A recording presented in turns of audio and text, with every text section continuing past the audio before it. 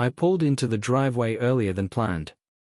The quiet hum of the engine faded as I sat there for a moment, thinking about how surprised Katerina would be. I'd wrapped up my business trip ahead of schedule and thought it'd be nice to come home early for once. After 15 years of marriage, these little gestures still mattered, or so I thought. The house was still. No lights, no familiar sounds. I stepped inside, closing the door behind me. That's when I noticed it, something was off. The air was thick with an unfamiliar smell, sharp and intrusive, something I knew didn't belong here. I took a slow look around the living room. Everything seemed untouched, except for one glaring detail: a man's jacket hung over the back of my chair. Not my jacket. Not an accident. It was placed there deliberately, as if to mock me. For a moment, I just stared at it. The kind of disbelief that hits you when you know exactly what's happening but your mind resists accepting it. I wasn't the type to stew in silence. I took a step toward the hallway. That's when I heard it, voices, low and casual, coming from the bedroom. They weren't whispers. No. These were carefree, confident tones, completely unbothered, as though they were having a normal conversation in a space that wasn't mine. I didn't hesitate. My steps were steady, deliberate. My hand gripped the doorknob, and with one motion, I threw the door open. There they were. Katerina, her robe loose and hanging from her shoulders, sat on the edge of the bed. Beside her, shirtless and fumbling with his belt, was a man I'd never seen before. He froze like a deer in headlights. She didn't. Katerina didn't flinch, didn't even bother to pull her robe closed. She just stared at me, her expression unreadable. What the hell is this? My voice was calm but razor-sharp. The man stammered, this isn't. Shut up. My eyes never left him as I stepped into the room. You've got 5 seconds to leave before I make you regret stepping foot in this house. He moved, but not fast enough. My patience was gone. I closed the gap between us, grabbing him by the arm and shoving him hard against the dresser. The sound of breaking wood and a falling lamp filled the room. I said, "Get out." He didn't argue this time. Scrambling to grab his shoes, he bolted, tripping over himself on the way out. The door slammed shut behind him, leaving only silence, and Katerina. I turned to her, my jaw tight, my eyes burning into hers. Still, she didn't look sorry. There was no shame, no fear. If anything, she looked annoyed. "You home early," she said, her tone too casual, as though I'd just interrupted her having tea with a friend. "You think this is a joke?" I said, my voice steady and cold. "It's not what it looks like," she said, finally standing, pulling her robe tighter around her. I let out a bitter laugh, the kind that comes from a place of disbelief. "Don't insult my intelligence. It's exactly what it looks like. And you going to pack your things?"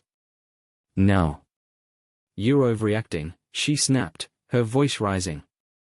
"This is ridiculous, Harold. Don't be so dramatic." "Dramatic?" I took a step closer, and for the first time, I saw a flicker of hesitation in her eyes. "What's dramatic is thinking you could pull something like this and expect me to roll over like some idiot." I moved to the closet, yanked the door open, and pulled out a suitcase. I threw it onto the bed between us. 10 minutes. That's all you've got to get your things together and get out. "Or what?" she challenged, crossing her arms. "Or I'll throw everything you own out of the window." Her defiance faltered. She hesitated, her gaze darting toward the suitcase. She knew I wasn't bluffing. "This is my house too," she muttered, but there was no conviction behind her words. "No. This is my house. I paid for everything in it. And as of right now, you have no place here." I stood there, unmoving, as she began pulling clothes from the closet. There was no shouting, no more arguments. She packed in silence, but her movements were jerky, angry, as though she wanted me to feel her resentment. I didn't care. Leaving her to pack, I walked out into the living room. My mind was already racing. This wasn't going to end with just kicking her out. I was going to make sure she didn't crawl back. When the door slammed shut behind Katerina's lover, the silence that filled the house was almost deafening. I stood there for a moment, staring at the wreckage of the bedroom. The broken lamp on the floor, the sheets crumpled from their carelessness, and the lingering scent of his cologne, all of it disgusted me. But this wasn't about emotions. This wasn't about hurt feelings or betrayal anymore. This was about control. Katerina thought she had the upper hand, that she could use my home, my trust, and my resources for her little escapades. That illusion ended tonight. I walked out of the bedroom, leaving her to pack her things, and headed for the liquor cabinet in the living room. I poured a glass of whiskey, but my hands weren't shaking. If anything, I felt sharper than I had in years. Every detail of the last few minutes burned into my mind like a roadmap. As I stood there, sipping the whiskey, my eyes fell on the corner of the living room rug. It was slightly out of place, pulled back just enough to reveal the edge of a floorboard that didn't quite match the rest. I wouldn't have noticed it under normal circumstances, but tonight wasn't normal. Setting the glass down, I moved toward the rug and pulled it back fully. The floorboard underneath wasn't nailed down properly, it lifted slightly when I pressed on one edge. Curiosity mixed with suspicion as I pried it up with my fingers. Beneath it was a small, hidden compartment. Inside, I found a black leather case. The kind that looks expensive, but not flashy. Practical. Functional. I opened it, and the first thing I saw was money, stacks of $100 bills, neatly bound with rubber bands. Beneath the cash were documents, envelopes, and what looked like a small notebook. I sat down on the couch, the case open in front of me, and started going through its contents. The first envelope was full of photographs, pictures of Katerina with other men. Some were at hotels, others in restaurants, but what stood out the most was how comfortable she looked in all of them. This wasn't just casual infidelity. This was a life I didn't know she was living. The notebook was even worse. It was a ledger. Dates, names, locations, and dollar amounts neatly recorded across its pages. These weren't one-off affairs, they were transactions. Clients. She wasn't just cheating, she was running a business. My stomach tightened as I flipped through the pages. Over 20 years of entries. Hundreds of names. Some of them I recognized. Neighbors. Friends. Business partners. Even a man I'd once introduced her to during a company event. I closed the notebook and set it down, leaning back into the couch as the weight of it all settled on me. She had been doing this right under my nose for decades. Using my money to fund her secret life. I wasn't angry anymore. Anger was fleeting. What I felt now was cold, calculated determination. Katerina had built her life on my resources, my trust, and my ignorance. She thought I was too blind to see, too passive to act. Tonight, she would learn how wrong she was. I heard her footsteps coming down the hall. She appeared in the doorway, dragging her suitcase behind her. "Are you happy now?" she said, her voice dripping with sarcasm. I didn't answer her. Instead, I stood and held up the black leather case. Her expression changed instantly. The smugness disappeared, replaced by panic. "Where did you get that?" she asked, her voice rising. "Under the floorboards," I said calmly, setting the case on the coffee table. "You really should have hidden it better." She took a step toward me, her hands reaching for the case, but I stopped her with a raised hand. "Don't even try." "Harold, it's not what you think," she said, her voice trembling now. "Those are just..." "Spare me the lies," I snapped. "You've been using this house, my money, my name, to fund your little operation." "How long, Katerina?" How many years have you been laughing behind my back? She didn't answer. Her silence was louder than any excuse she could have offered. I picked up the notebook and flipped it open to a random page. James H., $3,000.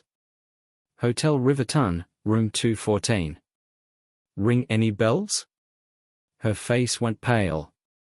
It's not what you think, she repeated weakly. I tossed the notebook back into the case. Stop insulting me. You think I'm stupid? You think I don't know what this is? She stood there, speechless, her confidence crumbling with every passing second. You done, I said, my voice low and steady.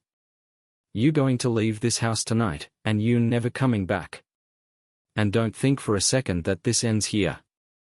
I'm going to make sure every single one of your clients knows exactly who you are.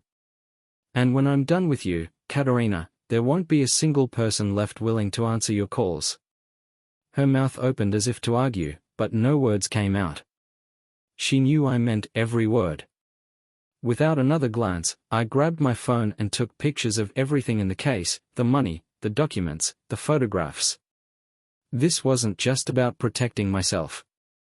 This was about control. And I wasn't going to give her a single inch of it back. As I sent the photos to my email, Katerina finally spoke. Harold, please. Don't do this. We can fix this? I laughed bitterly. Fix this? You destroyed this marriage the moment you turned it into a transaction. Get out of my house. The night was cold and still as I stood in the living room, staring at the leather case on the coffee table. Katerina's suitcase wheels had barely rolled off the driveway, but her trail of lies and betrayal stayed behind, lingering like a foul stench. The ledger, the money, the photographs, they weren't just evidence. They were ammunition. I wasn't going to sit back and wallow in humiliation. This wasn't about heartbreak or loss anymore. This was war. And war requires strategy. I opened the ledger again, flipping through the neatly recorded entries. Names, dates, dollar amounts. Her life as an escort was laid out like a business plan. And the first name that leapt out at me was Richard F. Richard. The name hit me like a brick. He wasn't just anyone, he was a friend. At least, I thought he was. He'd been in my home, shaking my hand, laughing at my jokes, while secretly paying my wife for services I didn't even want to imagine. I couldn't let this slide. I picked up my phone and found his number. My thumb hovered over the call button for a second, not because of doubt, but because of focus. This wasn't going to be a conversation, it was going to be an ambush. When I pressed call, the phone barely rang twice before Richard picked up. Harold, hey! His tone was annoyingly cheerful, like nothing was wrong. What's going on, buddy? Richard, I said, keeping my voice flat. We need to talk. There was a pause on the line, his tone shifting slightly. Sure. Is everything okay? I'll be at your house in 10 minutes, I said, not giving him a chance to respond before hanging up. When I pulled into Richard's driveway, the lights in his house were still on. He was waiting for me on the front porch, wearing the same fake smile he always did. But there was a stiffness in his posture, a nervousness in the way he shifted his weight from foot to foot. Harold, he said, walking down the steps to greet me. Everything all right? You sounded a bit off on the phone. Let's talk inside, I said, brushing past him without waiting for an invitation. The warmth of his living room was almost suffocating as I stepped in. Richard closed the door behind me, his voice uncertain now. Harold, what's going on? Did something happen? I turned to face him, pulling the leather ledger out of my jacket. I didn't say a word as I flipped it open to the page with his name and held it out for him to see. His smile faded instantly. His eyes darted over the page, and I could see the moment he realized what it was. Harold, he started, his voice faltering. This isn't. Don't lie to me, I cut him off, my voice sharp. You've been paying my wife for years. I trusted you. My kids trusted you. And this is how you repay me? His mouth opened and closed like a fish out of water, struggling for words. It wasn't personal, he finally muttered, his face pale. Not personal? I stepped closer, my voice rising. You sat at my dinner table. You smiled in my face while sneaking behind my back. And you have the nerve to tell me it's not personal? Richard backed up a step, raising his hands in a pathetic attempt at defense. Harold, I can explain. You don't need to explain, I snapped, pulling my phone out of my pocket. I opened the gallery and held up a photo of the cash and documents from Katerina's hidden stash. This goes to your wife, your kids, and everyone else you care about. I'll make sure they all know exactly what kind of man you are. His face crumbled, panic written all over it. Harold, please, he begged, his voice trembling. You don't have to do that. I'll do anything. Before he could finish, my fist connected with his jaw. He stumbled back into the wall, clutching his face, and I felt no regret. This wasn't just revenge, it was justice. Get up, I said, my voice cold. Richard struggled to his feet, holding his hands up as if to shield himself. Harold, I'll fix this. I'll tell my wife. I'll stop. Just don't ruin me. Fix it? I said, stepping closer. You think you can fix this? The only thing you're going to do is pack your things and leave this town. If I see you anywhere near me or my family again, you'll wish this punch was the worst thing that happened to you. He nodded quickly, his eyes wide with fear. I'll leave. I promise.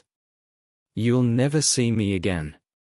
Good, I said, turning to leave. Because this is just the beginning. When I got back home, the house was dark. Katerina was gone, but her mess was still here. The leather case sat on the coffee table like a loaded gun, waiting to be fired. I sat down and opened the notebook again, flipping through the names. Richard was just the first. There were dozens more, and each one of them would learn the same lesson. This wasn't about anger anymore. This was about reclaiming everything they thought they could take from me. My dignity. My control. My life. When I got back home, the streetlights outside cast long, eerie shadows through the windows. The silence in the house felt almost oppressive, as if the walls themselves were holding their breath. The black leather case sat exactly where I'd left it, its contents spread out on the coffee table like a battlefield map. I sat down, leaned forward, and opened the notebook again. Each name, date, and dollar amount was meticulously recorded, a grotesque ledger of betrayal that spanned 2 decades. This wasn't just an affair. This was a life I hadn't known existed, a life built on lies, audacity, and my blind trust. The next logical step was clear. Katerina's friends. These women had spent years fawning over her, treating her like the queen of their social circle. They were the ones who cheered her on, defended her, built her up into something untouchable. They weren't just bystanders, they were enablers. I couldn't help but wonder how much they really knew, how many hints they had chosen to ignore. Tonight, I wasn't giving them the option of ignorance anymore. I grabbed my phone and created a group message with her closest circle. Amanda, of course, was the first name I added. She had always been Katerina's most loyal cheerleader, the loudest voice in the room whenever her virtues were being sung. My message was simple, cold, and impossible to ignore. You all think you know Katerina. You don't. Here's the truth. I attached a collection of photos, Katerina with various men in intimate settings, their faces blurred but her expression unmistakable. The smile she wore in every picture wasn't one of love or even lust. It was the smile of someone who knew she had fooled everyone. But that wasn't enough. I added a video too. A short clip where her voice could be heard clearly, laughing as she called me her greatest fool for never catching on. The message sent with a quiet whoosh. I didn't have to wait long. The first reply came within seconds. What the hell is this? Then another, Harold, are you serious? And another, this can't be real. I didn't respond. Let them process it. Let them see her for who she really was. But this wasn't going to end with a group chat. I knew where they would be tonight. Every Friday, without fail, Katerina and her friends gathered at the same wine bar downtown. Even without her, they wouldn't break their precious routine. The bar was packed when I arrived, the kind of loud, pretentious chatter that made my teeth clench. I spotted them immediately, huddled around their usual corner table with half-empty glasses of overpriced wine. They looked tense, their animated conversations quieter than usual. The fallout had already begun. I walked straight to their table. My presence cut through the noise like a blade, and their eyes turned to me one by one. Amanda was the first to speak, her voice tinged with forced politeness. Harold, she said, her brow furrowed. What are you doing here? I didn't answer her. Instead, I reached into my pocket, pulled out my phone, and placed it on the table. With one tap, I played the video. Katerina's laughter filled the air between us, clear despite the background noise. Her words, mocking and cruel, were impossible to misinterpret. Harold? He's too stupid to ever figure it out. The women froze. Amanda's face went pale as her hand flew to her mouth. Another woman's wine glass slipped from her fingers, the red liquid spilling across the table like blood. This, I said, my voice calm and cold, is who you've been defending all these years. The woman you've worshipped, praised, and stood by without question. How does it feel to know she's been lying to all of you? Amanda tried to recover, her voice trembling. Harold, we didn't know. We never. Didn't you? I cut her off, leaning closer. You spent years sitting across from her, hearing her stories, seeing her flaunt things that didn't make sense. Did you really think all of this came from me? Or did you just not want to know the truth? The table was silent. None of them could meet my gaze. You all enabled her, I continued, my voice growing sharper. You built her up, defended her, let her walk all over the truth because it was easier than admitting what she really was. Well, now you don't have a choice. This isn't going away. Amanda opened her mouth to respond, but no words came out. She just shook her head, her eyes filled with a mixture of guilt and disbelief. I straightened up, looking at each of them in turn. Think about what kind of person you've been supporting. Because this? I gestured to the phone still on the table. This is just the beginning. Without another word, I turned and walked out of the bar, leaving them to drown in the consequences of their silence. When I got home, the fallout had already begun. The group chat was in chaos, filled with angry messages and accusations. Someone, probably Amanda, had leaked the photos and videos to social media. By the time I sat down on the couch, Katerina's name was trending in our town. Her reputation, her carefully constructed facade, was crumbling in real time. And this was just the start. The men in her ledger weren't going to get off easy either. One by one, they were going to face the consequences of their choices. Tonight was about exposing the truth. Tomorrow? Tomorrow would be about justice. By the next morning, the fallout was in full swing. The group chat was nothing but chaos, long strings of shocked messages, anger, and betrayal as Katerina's friends tried to piece together the truth. Someone had leaked the photos and videos to social media, just as I had expected. By the time I poured my first cup of coffee, her name was already trending locally, her carefully curated facade crumbling faster than I could have planned. But I wasn't done. Katerina's circle of friends had been easy. They were pawns, ignorant enablers who were too caught up in her false glow to question anything. The men in the ledger, however? They were a different story. These weren't innocent bystanders. These were active participants, men who had knowingly crossed the line. Some were friends, others were business associates. Each one had treated my marriage, my trust, and my life as something disposable. It was time to deal with the next name on the list, and Michael D. Michael wasn't just a client. He was a former colleague, someone I had worked with for years.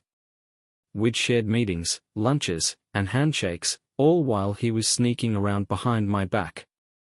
He had a wife, 2 daughters, and a reputation as a straight-laced family man. How ironic.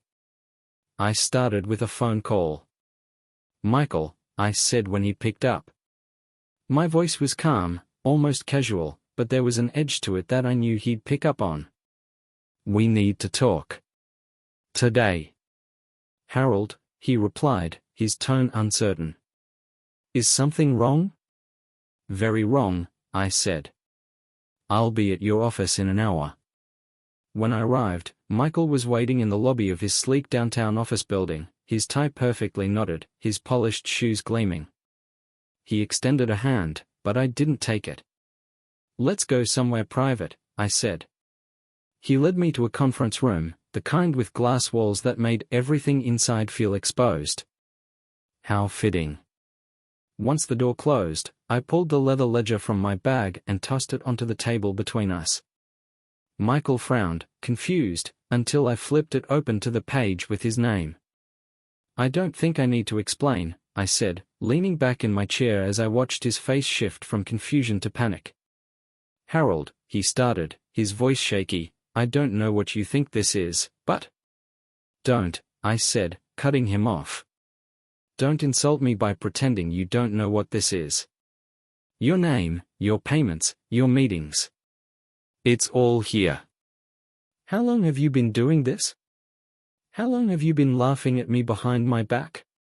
His hands trembled as he flipped through the pages, his face growing paler with every entry he read. "It wasn't like that," he muttered. "I didn't mean."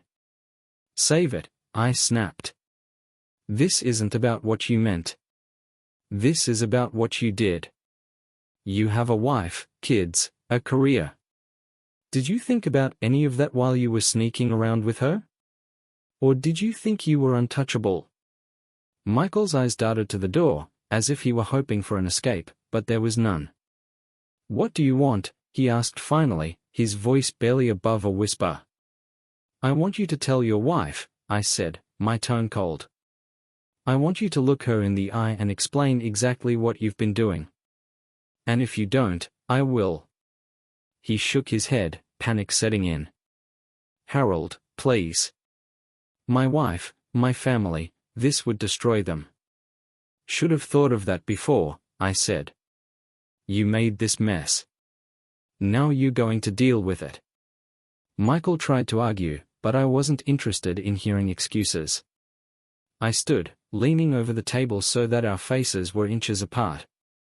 "You have 24 hours, I said, my voice low but firm. "If I don't hear from your wife by tomorrow, I'll make sure everyone in this building knows exactly who you are. And believe me, Michael, this won't end with a ruined marriage. You'll lose everything." He nodded slowly, his shoulders sagging in defeat. When I left his office, I wasn't satisfied. Not yet. One man down wasn't enough. I needed to make sure the damage was permanent, not just for Michael but for every man in that ledger. I got back into my car and pulled out my phone, scrolling through the list again. There were names I didn't recognize, but plenty that I did. Neighbors, colleagues, even the husband of one of Katerina's closest friends. Each name felt like another betrayal, another reason to keep going. As I sat there, the notifications on my phone kept buzzing. Katerina's downfall was accelerating online. People were sharing the videos, the photos, the details. Her name was becoming synonymous with scandal, and there was no stopping it now. But this wasn't just about her anymore. This was about cleaning house, about making sure every person who thought they could take advantage of my trust paid the price. I wasn't just reclaiming my life, I was dismantling theirs. Tomorrow, I'd move on to the next name. And the day after that, the next. One by one, they would all feel what it meant to cross me. The morning sun filtered through the blinds, its light slashing across the mess of papers, photos, and documents sprawled on the coffee table. The house was quiet, but my mind was anything but. Every name in that notebook gnawed at me, each one a reminder of the people who had not just betrayed me but actively contributed to the collapse of my life. I picked up my phone and opened the photo of the next name on the list, Jeffrey R.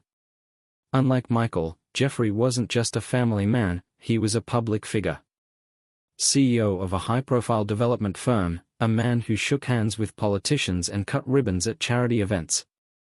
I'd met him briefly at one of those charity galas Katerina dragged me to. He was smug, overly friendly, the kind of man who thought his money and power made him invincible. Now, I had the proof that he wasn't. I dialed his office number, keeping my voice calm but firm. When his secretary picked up, I didn't waste time. "This is Harold. Tell Jeffrey this is about Katerina, and he'll want to take the call." There was a long pause before she transferred me. When Jeffrey's voice finally came through, it was smooth, casual, completely unaware of what was coming. "Harold. This is unexpected. What's going on?" "Jeffrey," I said, my tone clipped. "We need to meet. Today." He chuckled lightly, as if I were a minor inconvenience. "I'm a bit tied up at the moment. Perhaps next week?" "Let me make this simple," I said, cutting him off. "I have photos, receipts, and notes. All of them lead back to you. If you don't meet me in 1 hour at the cafe on 4th Street, I'll forward everything to your wife, your board of directors, and every media outlet in the city." The line went silent for a moment before he finally spoke. "1 hour," he said, his tone dark. When Jeffrey walked into the cafe, he looked every bit the polished executive, expensive suit, perfect hair, and an expression that screamed annoyance more than fear. He spotted me immediately and made his way to the table with the air of a man who thought he could still control the situation. "Harold," he said, sitting across from me. "This had better be worth my time." I didn't waste words. I reached into my bag and pulled out a manila envelope, sliding it across the table. His confident demeanor faltered as he opened it, his eyes scanning the photos, receipts, and notes inside. "This is blackmail," he said finally, his voice low and sharp. "No," I replied, leaning back in my chair. "This is consequences. You thought you could pay your way into someone else's marriage and walk away clean. You were wrong." His jaw tightened, and for a moment, I thought he might try to argue. But then I leaned forward, my voice dropping to a near whisper. "Here's what's going to happen," I said. "You're going to resign from your position, publicly. No vague excuses, no quiet transitions. And you're going to tell your wife everything." Jeffrey let out a bitter laugh. "You're delusional if you think I'm going to do that." "Am I?" I pulled out my phone and opened an email draft, attaching the photos and documents. "All it takes is one button, Jeffrey. Your wife will know. Your board will know. Your investors will know. How long do you think you'll keep your position after that?" He stared at me, his hands gripping the edge of the table. "You're ruining my life over a woman who wasn't even worth it." I smiled coldly. "You ruined your own life. I'm just making sure you can't pretend otherwise." For a long moment, neither of us moved. The cafe buzzed around us, oblivious to the war happening at our table. Finally, Jeffrey pushed back his chair and stood, clutching the envelope in one hand. "You'll regret this," he said, his voice low and threatening. "Not as much as you will," I replied, watching him walk out. By the time I got home, the fallout had already begun. A breaking news alert popped up on my phone. Jeffrey R. had announced his resignation as CEO, citing personal reasons. I smirked. The media loved vague explanations, but anyone who dug deep enough would find the truth. Katerina's name continued to spread online, the scandal growing by the hour. The photos, the videos, the whispers, they were all converging into a storm she couldn't escape. But this wasn't about her anymore. The men in that ledger, the ones who thought they could buy their way into someone else's life, were just as guilty. Jeffrey was only the second name on the list, and there were dozens more. I poured myself a drink and sat down at the table, flipping to the next page in the notebook. The next name stared back at me, another life waiting to be unraveled. This wasn't revenge anymore. This was justice. The morning sunlight streamed through the blinds, but I barely noticed. The photos, receipts, and names scattered across the dining table had my full attention. The leather case had become more than evidence, it was a manifesto, a weapon in my hands. Each name in the ledger was another target, another life that had intersected with mine in the worst possible way. Paul S. wasn't just a name.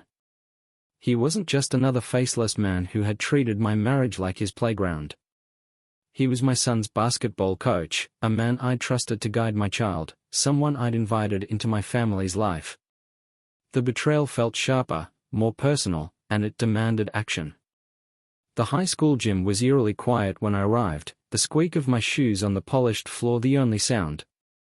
Practice wouldn't start for another hour, but I knew Paul would be there. He was always early, preparing drills, reviewing strategies.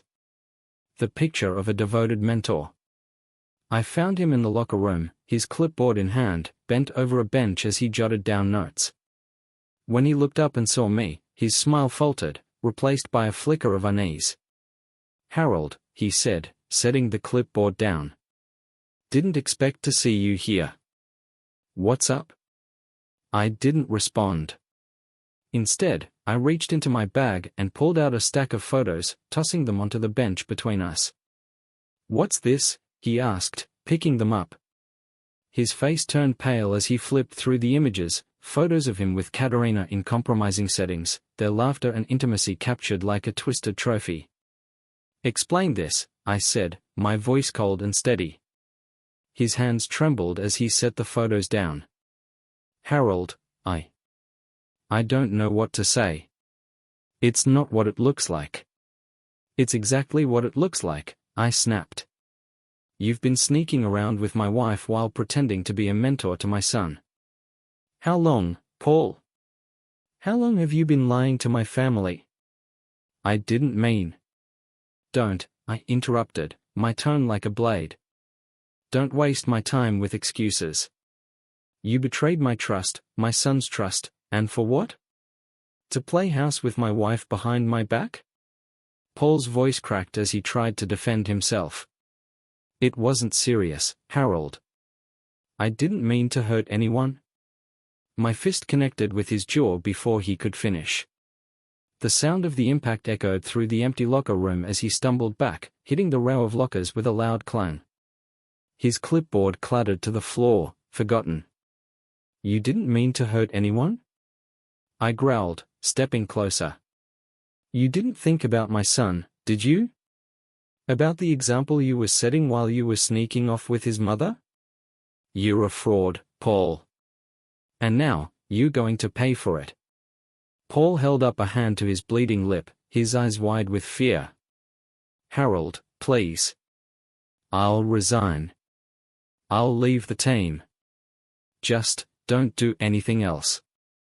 "Oh, you'll resign," I said, grabbing him by the collar and shoving him back against the lockers. "But you're not getting away that easily. You're going to tell the school exactly why you're stepping down. And if you don't, I'll make sure every parent in this town knows the truth.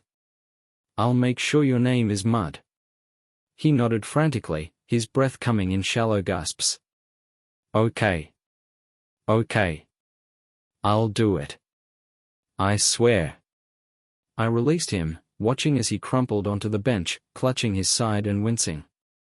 He looked pathetic, a far cry from the confident, composed coach who stood on the sidelines barking orders at my son's team.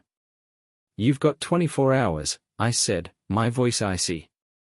"If I don't hear from the school, or if I see you anywhere near my son again, I'll ruin you, Paul. Completely. By the time I got home, the fallout had already begun. An email from the school board landed in my inbox that evening. Paul had resigned, citing personal reasons. It was a weak explanation, but it didn't matter. The parents would know the truth soon enough. I uploaded the photos to an anonymous account and sent them to the local parent forum. The response was immediate and overwhelming. Angry comments flooded the thread, parents demanding accountability and condemning Paul's actions. His name became the center of a scandal that would haunt him for the rest of his life. But it wasn't enough. As I sat at the dining table, staring at the next name in the ledger, I felt the cold determination settle over me again. This wasn't about revenge anymore. This was about justice. Paul had been a trusted figure in my son's life, someone who should have known better. And yet, he had chosen to betray that trust. Tomorrow, I'd move on to the next name. The men in this ledger had treated my life, my marriage, and my family as disposable. Now, it was their turn to face the consequences. The night air was crisp as I drove through the quiet streets. The dim glow of streetlights flickered against my windshield, but I barely noticed. My focus was on the name etched into my mind, Daniel W. Daniel wasn't just another name in the ledger. He wasn't some distant stranger I could confront and forget. He was my friend. My kids called him Uncle Dan. We'd shared meals, laughs, vacations. And all the while, he'd been sneaking behind my back, treating my marriage as his playground. Tonight wasn't about closure. It wasn't even about revenge anymore. It was about justice.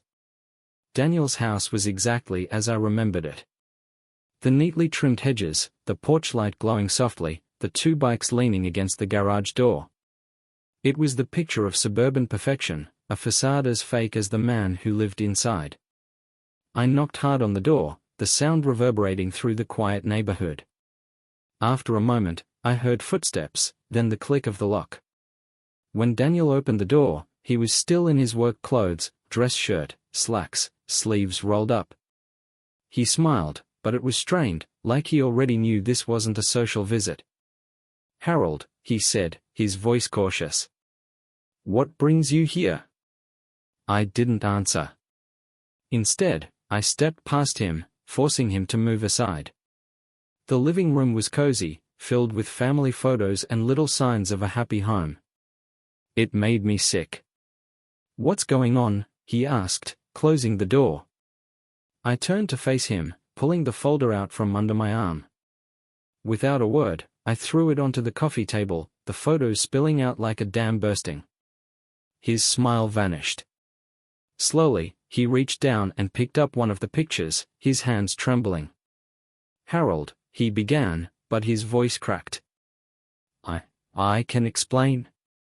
"No, you can't," I said sharply. "There's nothing to explain, Daniel. You've been sleeping with my wife." "How long? How long have you been lying to my face?" He looked down, unable to meet my eyes.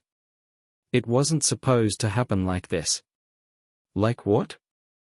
I snapped, stepping closer. "Like me finding out? Like you destroying your family and mine at the same time?" "It wasn't serious," he said weakly. "It didn't mean anything. That was it. Those words. I didn't think, I just acted." My fist connected with his jaw, sending him stumbling back into the couch. "You don't get to say it didn't mean anything," I roared, standing over him. "You don't get to dismiss years of betrayal like it's nothing." Daniel held up his hands, blood trickling from the corner of his mouth. "Harold, please. Let's talk about this. Don't do anything you'll regret." "Regret?" I laughed bitterly, grabbing him by the collar and hauling him to his feet. "You think I regret this? The only thing I regret is trusting you. You were my friend, Daniel. My family trusted you. And this is what you do?" He struggled to free himself, his voice frantic. "I'll stop. I'll end it, I swear." Just, please, Harold. Don't ruin my life. Oh, your life's already ruined, I said, shoving him against the wall. And you going to make it official? You going to tell your wife everything? Every detail. And if you don't, I will. You hear me? He nodded quickly, his face pale and sweating. Okay. Okay, I'll tell her. Just, don't do anything crazy. I let him go, watching as he crumpled to the floor, clutching his side. He looked pathetic, a shadow of the man who had once stood confidently in my home, laughing with my kids, drinking my beer. You've got 24 hours, I said, my voice low but firm. If I don't hear from your wife, I'll send her everything myself. And don't think this ends here, Daniel. You destroyed my family. Now I'm going to destroy yours. The drive home was quiet, but my mind was anything but. I replayed the confrontation over and over, my knuckles still sore from the punch. But it wasn't enough. Daniel's tears, his apologies, they didn't undo what he'd done. When I got home, I opened my laptop and began typing. The email was simple, direct, and attached to every damning piece of evidence I had. By the time I hit send, I felt a grim sense of satisfaction. The next morning, Daniel's life was in free fall. His wife had left, taking the kids with her. The photos spread like wildfire through our social circles, and by noon, his name was synonymous with disgrace. But I wasn't done. I sent the same email to his employer. Daniel prided himself on his family values, a cornerstone of his career. By the end of the day, he was out of a job, out of excuses, and out of the life he'd spent years pretending to have. As I sat in the quiet of my house, the ledger lay open on the table in front of me. There were still names left. Each one represented a betrayal, a thread in the web Katerina had spun. And I was determined to unravel every last one of them. Tomorrow, I'd move on to the next name.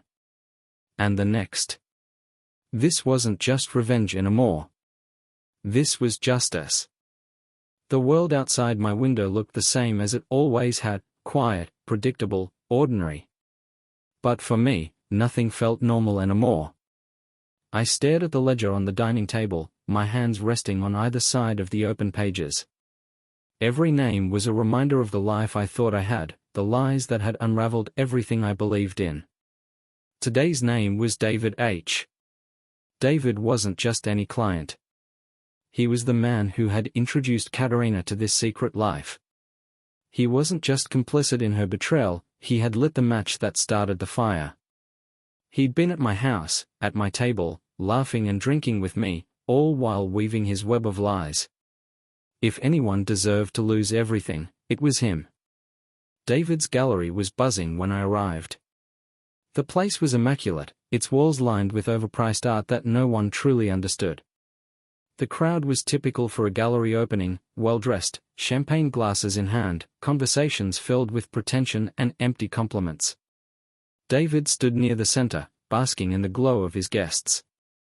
He was the picture of confidence, dressed in a perfectly tailored suit, his silver hair catching the soft light. The sight of him laughing, so at ease, sent a fresh wave of anger surging through me. I wasn't here to make a scene. I was here to end one. I moved through the crowd, my steps deliberate, until I was standing directly in front of him. He noticed me almost immediately, his smile faltering as our eyes met. "Harold," he said, his voice as smooth as ever. "What a surprise. I didn't expect to see you here tonight." "I bet you didn't," I replied, my tone flat. The people around us began to take notice, their conversations slowing as they glanced in our direction. David's smile tightened. "Why don't we step into my office?" he suggested, his voice low, his eyes darting around. "No," I said, loud enough for the people nearby to hear. "We're doing this right here." The murmurs grew louder. David's guests were starting to watch us openly, their curiosity piqued. "Harold," he said, his tone shifting to one of warning. "This isn't the time or place." This is exactly the time and place, I interrupted, pulling a stack of photos from my jacket pocket. I tossed them onto the nearest table, the glossy images scattering like leaves. Gasps rippled through the room as the closest guests leaned in to look. The photos were unmistakable, David and Katerina, together in intimate settings. At hotels, private dinners, even in his office. David's face went pale. He reached for the photos, but I stepped in his path. "Don't bother," I said, my voice cold. "You can't hide this anymore. Everyone here is going to see exactly who you are." The murmurs turned into whispers, growing louder as the photos made their way through the crowd. David looked around, his carefully constructed facade crumbling under the weight of their stares. "Harold," he hissed, his voice desperate now. "Let's talk about this in private." "No," I said, my tone unyielding. "You don't get to sweep this under the rug. You think you can destroy lives and walk away untouched? Not this time." David's composure shattered. He turned to the crowd, his hands raised as if to calm them. "Everyone, please," he began, his voice shaking. "This is a misunderstanding." "Stop lying," I said, cutting him off. I stepped closer, my voice carrying over the murmurs. "Tell them the truth, David. Tell them how you've been lying, how you've built your success on deceit and betrayal." "I don't owe them anything," he said, his voice rising defensively. "You owe everyone here the truth," I shot back. "Or I'll make sure they all know it. Every client, every partner, every investor. How long do you think you'll last once they see who you really are?" The room fell silent. All eyes were on David, the weight of their judgment pressing down on him. His shoulders slumped, his defiance giving way to defeat. "I made mistakes," he said finally, his voice barely above a whisper. "I've done things I'm not proud of." "Not proud?" I said, laughing bitterly. "You destroyed my family, and that's all you have to say? That you're not proud?" The crowd erupted into whispers again, their condemnation clear. David looked like a man drowning, his polished exterior broken. By the time I left the gallery, David's world was already falling apart. The scandal spread through the art community within hours, clients withdrawing their support, investors pulling out of deals. His reputation, once untouchable, was in shambles. When I got home, I poured myself a drink and stared at the ledger. David's name was crossed out, but the list wasn't finished. There were still others, still lives that needed to be exposed. This wasn't about revenge anymore. It was about justice. And until every last name in that book paid the price, I wasn't stopping. The dining table was bare except for the ledger. The photos, receipts, and evidence I'd been using as weapons were neatly stacked to one side. Most of the names in the book were crossed out, but there were still a few left, ghosts of betrayal waiting to be confronted. Tonight, there wouldn't be any quiet resolutions or whispered confessions. No carefully orchestrated plans. This was going to end differently. The final name on my list was Jonathan T., a man who had been more than just a client of Katerina's. He was her long-term partner in this twisted web, a man who'd helped her maintain her double life while profiting from it himself. Unlike the others, Jonathan hadn't just betrayed me, he'd built his own success by exploiting my marriage. I wasn't just going to destroy him. I was going to make sure he remembered this night for the rest of his life. Jonathan's mansion was a monument to excess. The towering iron gates and pristine white walls were designed to intimidate, to project power. But as I stood outside in the cold night air, staring up at the sprawling estate, I felt nothing but disgust. I buzzed the intercom. "Yes," came Jonathan's voice, smooth and confident. "It's Harold," I said, keeping my tone calm. There was a pause, then a buzz as the gates swung open. He didn't know why I was here, but he would soon enough. The butler led me into a lavish sitting room, the kind of place designed to flaunt wealth rather than comfort. Jonathan was seated on a leather armchair, a glass of wine in hand, his expression one of mild curiosity. Harold, he said, gesturing to the chair opposite him. To what do I owe this surprise? I didn't sit. Instead, I pulled the ledger from my jacket and dropped it onto the coffee table between us. His smirk faltered as he picked it up, flipping through the pages. Recognize this? I asked. Jonathan's eyes scanned the names, his face remaining impassive, but his fingers tightened on the edge of the book. Where did you get this? Doesn't matter, I said.